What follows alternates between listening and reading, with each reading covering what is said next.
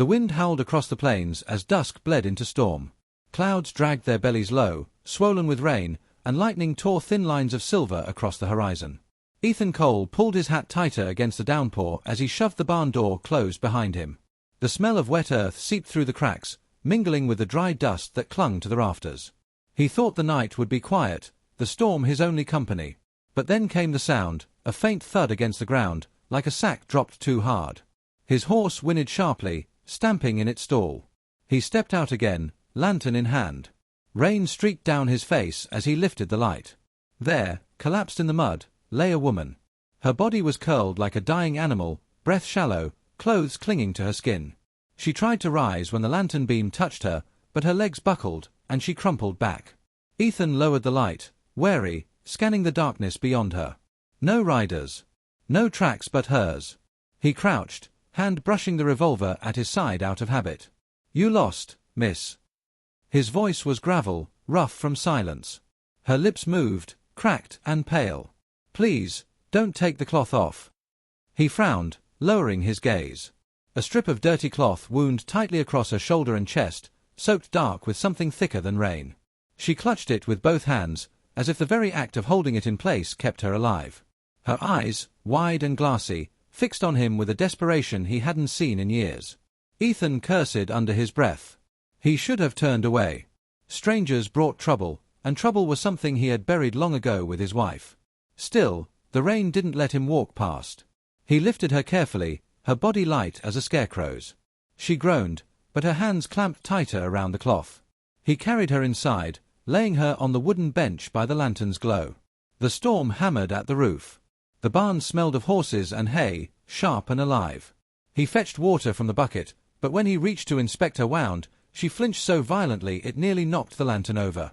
"Easy," he muttered, steadying it. "You'll bleed out if I don't look." Her voice came low, cracked but urgent. "Don't. Take it off. Swear to me." That single plea stirred something he didn't want to feel. He remembered another night, another voice begging him not to leave. He shook the thought away, jaw tight. He soaked a cloth, dabbed the blood seeping beneath her makeshift bandage. Her breathing hitched, but her grip on the knot held. Ethan studied the wrappings. They weren't medical, just torn fabric tied in haste. The bleeding had slowed, but not enough. Infection was certain if he left it. He'd seen men rot from less. "You'll die if I don't cut it free," he said flatly. She turned her head toward him, water-dark hair sticking to her face. Her gaze was clear now, and in it was a warning, sharp and cold. "You don't understand. Please." Ethan leaned back, rubbing his temple. Maybe she was delirious. Maybe fear made her cling to nonsense. But the way she said it, the force behind the words, gnawed at him. He wasn't a man who cared for mysteries. Yet here it was, dropped bloody and shivering on his bench.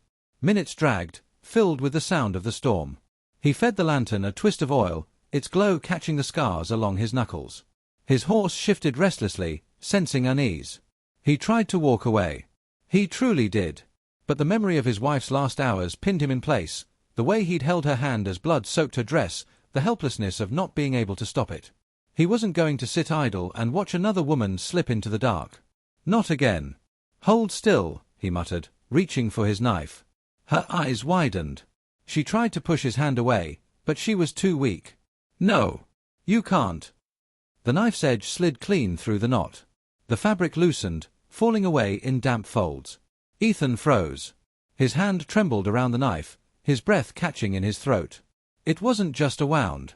Burned into her flesh, seared deep across her shoulder, was a brand, an ugly, jagged symbol that twisted like blackened iron. He knew it instantly. He had seen it before, long ago, on men who left bodies hanging from trees and homes in ashes. His chest tightened. The barn felt smaller, the storm louder, his past pressing in all at once. The woman turned her face away, ashamed, as though the mark itself was sin. Ethan staggered back a step, shaking not from fear but from recognition. His heart hammered. That brand was the ghost he'd tried to bury. The storm outside crashed louder, and inside his chest, a storm answered. The lantern flickered. He couldn't speak, couldn't look away from the scar that tied her fate to his own shattered past. And in that silence, the night seemed to hold its breath, waiting. Ethan's pulse thudded in his ears as he stared at the brand. The jagged scar wasn't just a mark of cruelty, it was a message, carved into flesh with fire. He had seen that very shape once before, etched into the doorframe of his own home the night it burned, left there as a signature. The vultures. The gang that had torn his life apart. His hand still trembled around the knife, knuckles pale, though his voice came steady when he finally spoke. "Who did this to you?" The woman's lips quivered, her gaze fixed on the dirt floor rather than on him. "You know who." The words tightened around his chest like a noose. She didn't need to say the name. He could almost hear the outlaw laughter carried on the wind, smell the smoke that once rolled through his cabin as his world collapsed.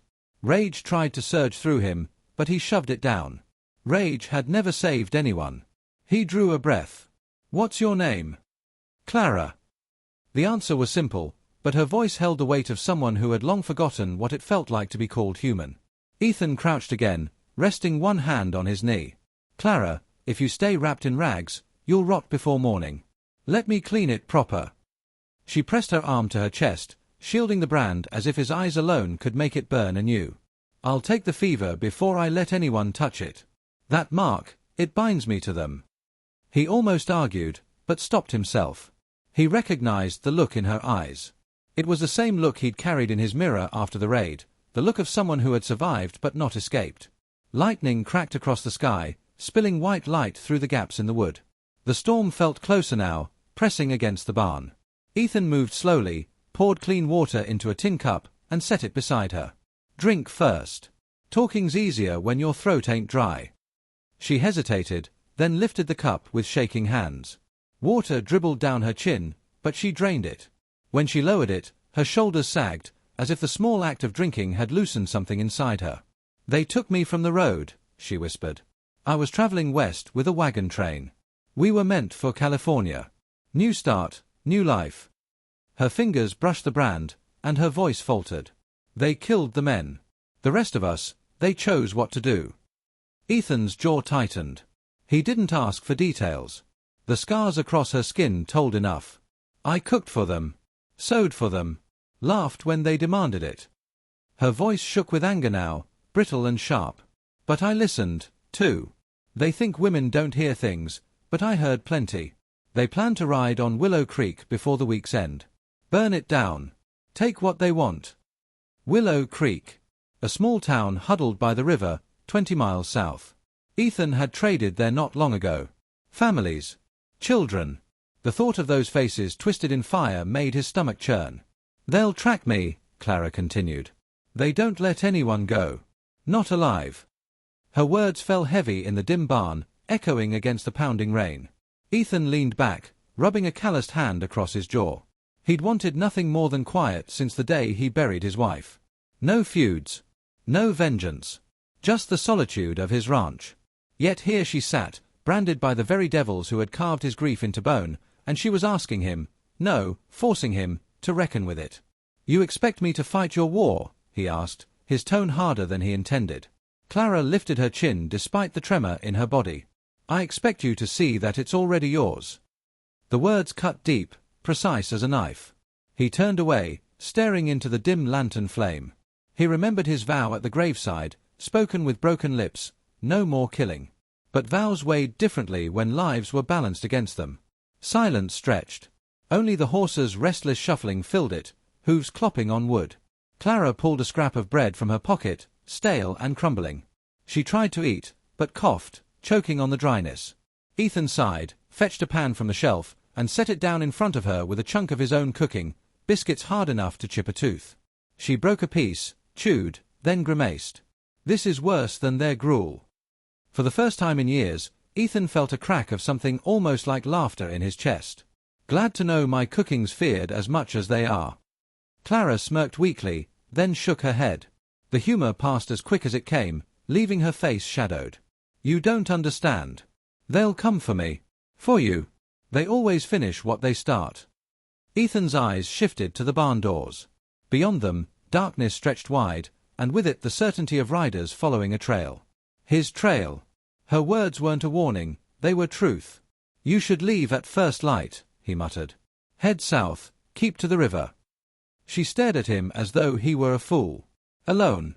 You think I made it here by strength? They let me escape. like a fox with a bell on its tail. The thought chilled him. If they'd let her go, it was because they wanted to follow. To find whoever helped her. His ranch was already marked. The lantern sputtered. The storm outside gave a low, rolling growl. Ethan realized the decision was already upon him. He could push her out, pretend she was never here. Or he could do what every bone in him screamed against, pick up the gun he'd buried and face the ghosts he had tried to forget. Clara's eyes met his, steady despite the fear in them. You've seen the brand. You know what it means. If you let them take me back, it won't just be me they break. It'll be the next town, and the next after that. Ethan didn't answer. He rose, crossed to the far corner where a wooden chest sat beneath a top. His hand lingered on the lid, fingers brushing away the dust. Inside lay iron he had sworn never to touch again. The rifle, oiled but unused, waited like an old enemy. He closed the lid without lifting it. Not yet. When he turned back, Clara was watching him closely, as though she already knew the fight inside his chest. The wind shifted, and through the cracks in the boards a faint glow flickered against the darkness. Not lightning. Not the storm. Torches. Moving in a slow, deliberate line across the plain. Clara's breath caught. They found me. Ethan's hand fell to the revolver at his belt, a motion as natural as breathing. His heart hammered once, hard, then steadied. The time for choices was slipping away. The rain pounded louder, and the glow of the riders drew nearer. The first shot split the night, a sharp crack swallowed by thunder. Horses screamed outside the barn as shadows swarmed in the rain, torchlight flaring against the storm. Ethan pressed his back to the wall, revolver drawn, his breath slow and measured. Clara crouched low near the hay bales, eyes wide but fierce, her hands trembling not with weakness but with determination. The vultures had come like hunters circling prey. He counted at least a dozen riders, their laughter carried on the wind, bold and cruel. The barn shook with the pounding of hooves as they circled, whooping, firing into the air to rattle his nerves. But nerves weren't what shook him now. It was recognition, those voices, that swagger. These were the same devils who had once walked through firelight to tear his world apart. Clara whispered hoarsely, "They'll burn us alive." "Not if I burn 'em first," Ethan muttered. He crossed to the shelves, hand steady as he tipped lantern oil across wooden planks, dragging a trail toward the doors. He struck a match, waited, then snuffed it out. Timing mattered. If they stormed inside, he'd light the path and let the flames be his ally. The barn doors rattled as fists pounded. A voice called, smooth and venomous, "Cole! We know you're in there. You got something belongs to us.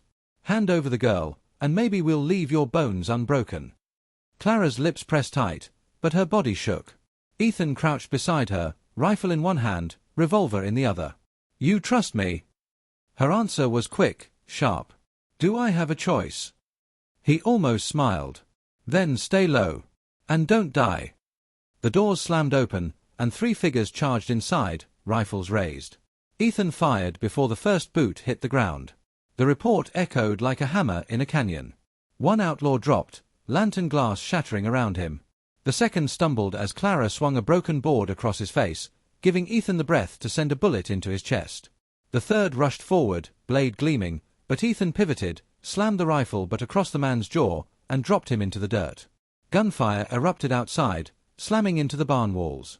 Splinters burst into the air, showering Clara. She pressed against the floor, teeth clenched, refusing to cry out. Ethan yanked her behind a stack of barrels. "They'll rush us all at once," she hissed. "That's the plan," he answered. He touched a match to the oil-soaked trail. Fire leapt hungrily, racing across the floor and climbing the doorway. The night outside exploded into orange light. Horses screamed again, rearing from the sudden blaze. Shouts turned to curses. Some outlaws backed away, but more pushed forward, undeterred. They fired blindly, bullets hissing past Ethan's head. He fired back in sharp bursts, conserving shots, every squeeze of the trigger precise. For a moment the fight became a blur of noise and heat. Sparks rained from the rafters, smoke clawed at his lungs. He reloaded, felt the old rhythm in his fingers, the muscle memory he had buried years ago. Each shot carried not just lead but years of grief, sharpened into purpose. Clara coughed against the smoke, eyes watering. She grabbed a pistol from the fallen outlaw, hands shaking but resolve hardening. "I can fight." He glanced at her. The fear was there, but so was fire. "Then fight smart." She steadied herself, waited, then fired through a crack in the boards. A scream answered her. She flinched at the sound but didn't lower the weapon. Ethan felt a flicker of pride. She wasn't just surviving, she was refusing to be claimed again. The storm outside howled louder, thunder shaking the ground. The vultures regrouped, their leader's voice cutting through the chaos. Deep, mocking, cruel. "Cole, you think fire'll scare us? You think bullets will keep her from what's owed?" Ethan froze. He knew that voice. Blackthorn. The name curled inside him like smoke. He had seen the man once, standing over his wife's body with a grin carved into his face. That memory returned now, raw as the day it was made. His blood went cold, but his grip on the rifle hardened. Blackthorn's laugh rolled in, slow and deliberate. "Give her up, Cole. Or I'll drag you out by your skin." Clara clutched the pistol tighter, whispering, "That's him. The one who branded me." Ethan's chest heaved, torn between rage and restraint. The fire at the doorway spread, licking at the beams, smoke thickening. Their cover was burning away. He pulled Clara toward the back wall. "We can't stay here." "But where?" Before she finished, a bullet smashed through the boards inches from her head. She gasped, stumbled, then steadied herself. Ethan lifted his revolver, fired 2 shots through the gap, and heard another outlaw fall. But there were too many. The barn had become a coffin. The flames roared higher, beams creaking under the heat. Horses kicked wildly in their stalls, eyes rolling white. Clara covered her mouth, coughing hard. Ethan dragged her to the side door. He kicked it open, rain slashing across his face, steam rising as drops hissed against the fire. Torches swung in the dark, riders circling like wolves. They were trapped between fire and the pack. Clara's voice rasped through the smoke. "We'll never outrun them." Ethan tightened his grip on her arm. His eyes burned from the smoke, but his voice came iron hard. "We ain't running." The fire behind them thundered, swallowing the rafters. In front, shadows closed in. Ethan lifted his rifle, rain dripping from the barrel, and set his jaw. "Tonight we make our stand." Rain sheeted across the open yard, smothering the torchlight until it glowed like dying stars. Smoke trailed from the barn's roof, fire snapping inside, its orange breath lighting the storm in violent flashes. Ethan and Clara stood side by side in the mud, rifles raised, their shadows stretched long by the glow of burning timber. Around them, the vultures circled, half-seen shapes on horseback, laughter and curses rolling in with the thunder. The first rider lunged forward. Ethan fired once, clean and quick, dropping him into the muck. Another came fast on his flank, but Clara steadied her pistol and squeezed. The shot clipped the man's shoulder, spinning him from the saddle. Her chest heaved, but her hand held firm. Ethan stole a glance at her. Fear still rimmed her eyes, but it no longer ruled her. The gang pressed harder, filling the storm with gunfire. Bullets kicked up mud and bit splinters from the corral fence. Ethan moved with calm precision, crouching low, returning fire in bursts that broke their line. He had not wanted this war, but the rhythm of it was buried deep in him, and it surged back now with every pull of the trigger. His world narrowed to smoke, rain, and the faces of the men who had stolen everything from him. Then came the voice again, cutting through the storm. "Cole." Blackthorn's growl was unmistakable, rich with mockery. "Thought you'd crawled into a hole to die. Didn't reckon you'd find yourself another widow to bury." Clara stiffened at the words, fury flashing in her eyes. Ethan's jaw clenched, teeth grinding. He rose from cover, rifle leveled, scanning through the rain. And there he was, Blackthorn, astride a dark horse, torchlight glinting off his grin. His wide-brimmed hat shadowed eyes that gleamed with malice, a wolf circling the pen. "Step out, Cole," Blackthorn called. "Settle it like men." The gang's gunfire stilled at their leader's command, leaving only the hiss of rain and the groan of the burning barn. Ethan's fingers flexed around the rifle. Every part of him wanted to end it here, to bury a bullet in that smile and silence the laughter that had haunted his nights. But Clara's hand touched his arm, anchoring him. Her voice was steady despite the storm. "If you kill him with hate, you'll never leave him behind." Ethan met her eyes. The firelight reflected in them, bright and unyielding. She had lived with their cruelty branded into her skin, yet she stood now, asking him not to let vengeance finish what the vultures had started. He stepped forward, rifle lowered to his side, revolver holstered. Blackthorn dismounted, mud splashing around his boots, his knife gleaming as he twirled it lazily. "Always knew you'd come back to me, Cole." Can't outrun ghosts. They circled each other in the rain, two predators bound by blood and memory. Blackthorn lunged first, knife flashing. Ethan blocked the strike with his forearm, pain lancing through muscle, but he drove a fist into Blackthorn's jaw. The outlaw staggered, spat blood, and laughed. Still got some fight left. The fight turned brutal, close, and savage. Each blow cracked like thunder, mud splattering with every fall. Blackthorn's knife nicked Ethan's ribs, a hot sting against cold rain, but Ethan slammed him back, fists hammering years of grief into bone. The outlaw only grinned wider, feeding on the fury. That's it, Cole. Let it eat you. Ethan froze, breath ragged, fist raised for the killing strike. In that instant, he saw himself reflected in Blackthorn's grin, the same violence, the same hunger.